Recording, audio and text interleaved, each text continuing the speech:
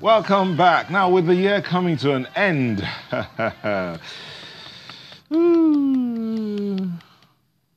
okay, Alera, hold on. I decided to stop because I wanted to ask you, what's your New Year resolution? Ain't got one. Okay, that's a New Year resolution, not to go. Many will be turning their minds to New Year resolutions and what they want to achieve in 2019. Ending the year isn't going to feel quite right without writing down a few New Year things you're going to do. Many of us aspire to be an entirely different person. I'm going to change my look. I'm going to change my wardrobe. I must exercise more. I must eat healthier. Stuff like that. But we often don't really know what's actually good for us. How many years have we planned? I've got one. Which is? I'm going to try and eat healthier. Okay. All right. Okay. Now, how many years have we planned the usual New Year, New Me, and writing an elaborate diet plan or an exercise routine in our fresh, blank journal before deciding to scrap the whole thing? Let me get back to If you last till February, that is. Last till February.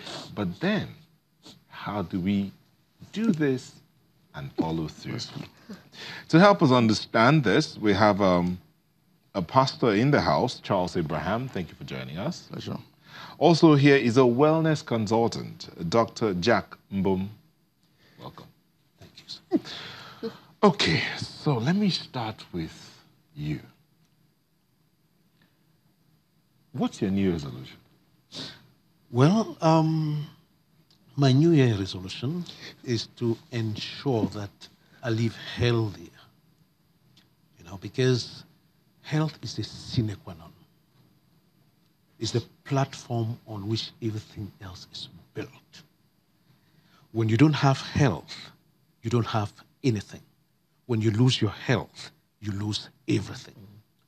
Consequently, whether as individuals, as families, as leaders, or even as nations, we have to understand that we have to build a new awareness of the importance of health as a sine qua non. Okay. Pastor, what is it to you? New resolutions? For me, there are things you do to keep your life in focus. Just like Dr. Jack just said now, I mean, one of my resolutions this year is also coming year, is to be healthier.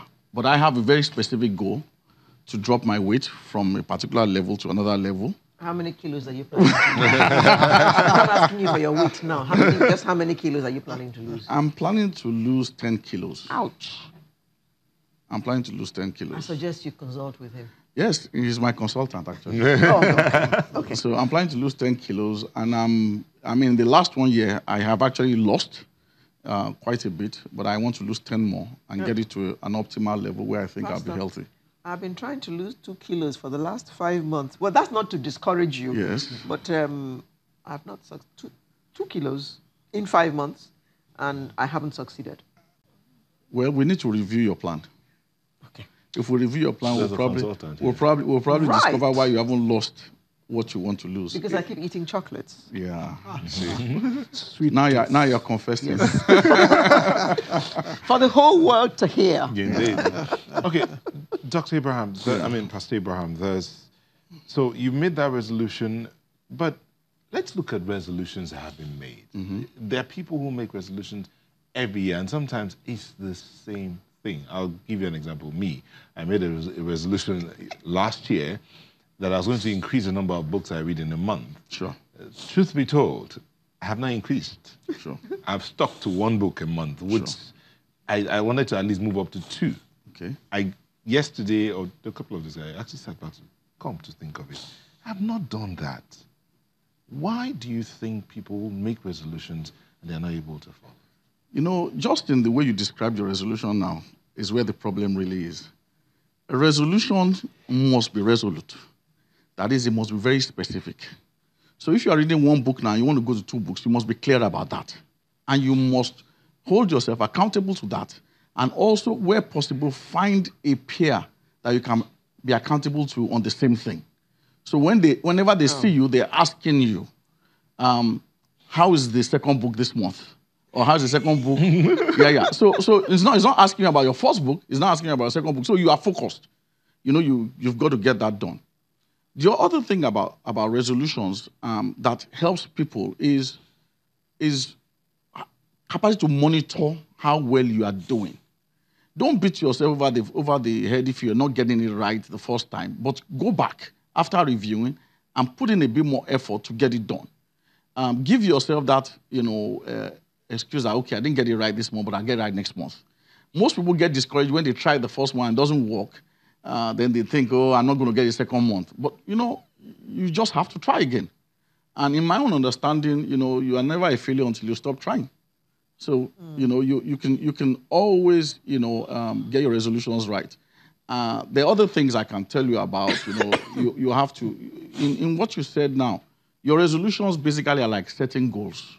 And goals, like we all know, have to be smart, Sorry. Yeah. So the resolution, what you just said now, let me bring it to Dr. Mbom here. Sure. Resolutions are like goals. Is that so? Because that never used to be the peak, the way we saw resolutions before. I mean, resolutions were like, okay, I make a New Year resolution, I'm going to stop smoking. I'm going to sleep better. But a few people saw them like goals. Now people are seeing resolutions as goals. Are they the same thing? Well, I will say yes. The issue we have with making resolution is that most of the time we do not study, analyze, follow a strict methodology. Let's talk about health, for instance. Health as a profession has a methodology you have to follow for you to be able to achieve results.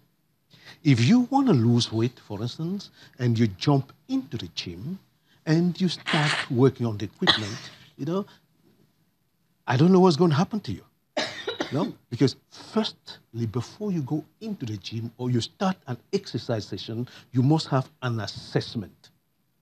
So we can be able to have your startup fitness profile. Who does the assessment? Can I do my own assessment? You cannot. You don't have the capacity. You must have a consulting capacity. So once we now assess you and diagnose your startup fitness profile with your areas of deficiency, we can now evolve a roadmap to turn those deficiencies into efficiencies. But we'll have a feedback system to allow us to know that, This looks like a long process to a New Year resolution. You want to achieve that resolution. It has to be made into a goal. You need knowledge work to be able to achieve that. So there must be a methodology. Okay, so in other words, in other words, no New Year's resolution can actually work unless there is a knowledge background and a consulting background to it. Is that what you're saying? That's right. That sounds really difficult. And Doctor, you seem to have your work cut out because many more people are thinking about wellness, about good health. So there are going to be many resolutions about, I want to lose weight. I want my skin to glow. I want this. And most of it is going to be health. It's true. Nigerians are more health conscious now, and they're doing things to make them live better lives. If not longer, at least healthier. If you're going to live 50 years, live it in good health. So they're going to be coming to you for a lot of advice. Are you ready for that? Well, I am, because you have to do things the right way. No matter how much you want to do, if you do not do it the right way, you're not going to achieve your result. So it must be done in a knowledgeable manner. It must be done right. And health is very, very special. The human body has no spare parts. So you can't say, if I wreck my heart, I'll just go to a shop and buy a new one. In fact, driving all the way from Lekki to here, I was looking for spare part shops where you could buy some spare legs, spare head, spare heart. I was told that all of them were closed by Buhari. So those we have, we stuck with them. Okay, but Pastor Ibrahim, should we be looking at New Year resolutions or past year review? I think they work together. You cannot really have a sound resolution unless you have a sound reflection. You have to look back. What have I done right? What have I not done right? Not with a view to criticizing yourself, but a view to assessing yourself correctly. What's the difference between the two, criticizing? Yeah, you know, if you criticize yourself, you may knock yourself down, and your self-speak may actually get you depressed, and therefore you're not motivated to do anything positive. But if your assessment, right, is just basically, look, did I do right? What did I not do right? You know, and how can I improve? You know, so your psychology is a bit more positive. Then you can actually begin to prefer directions for the future. What am I going to do next year? What is going to be my resolution for next year? And what are the lessons I've learned from my last year? You know, I had the resolution last year to write 2 books. I managed to write 1. And, you know, in my review, I said to myself, why did I not write the 2nd book? You know, but I also quickly told myself, well, you did 1. Some people never even do 1, exactly. You know, their whole life. So you've done 1, you know, and it's there. So this year, try and do 2. Do 2.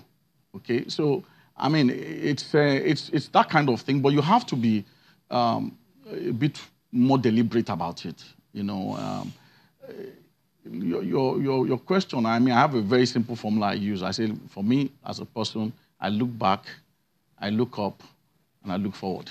Mm-hmm. I look back at my past, what's right, what's wrong, what have I done right, what have I done wrong. I look up, that is, as a pastor, I pray, ask God, what should I be doing? What have I done wrong? What am I doing right? What do you want me to do? And then the next thing is I take a very positive step and move forward. I've realized something, and I'll say this to you and you know whoever is listening, that you know, they always say don't start what you can't finish.